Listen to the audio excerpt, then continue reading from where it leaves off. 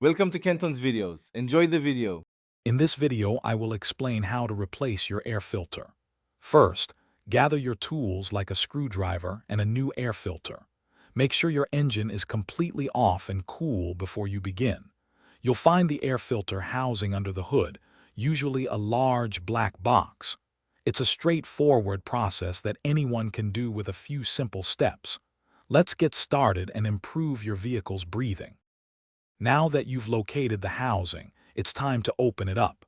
Depending on your vehicle, you'll either unclip the cover or use a screwdriver to remove a few screws. Once open, carefully lift out the old, dirty air filter. Take a moment to inspect the housing for any leaves, dust, or other debris.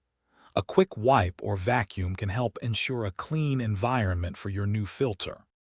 With the housing clean, it's time to install your fresh air filter.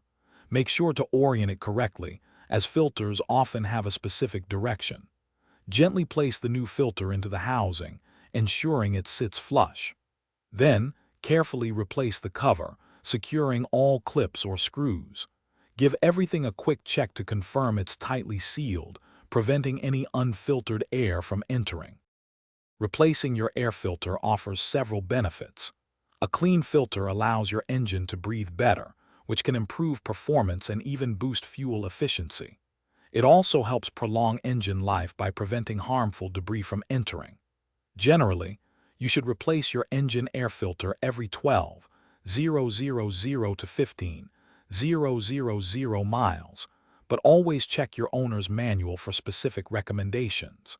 And speaking of keeping things clean, check the description below for a link to the Shark AI Ultra Robot Vacuum and other great deals. Thanks for watching. Consider subscribing if we helped you.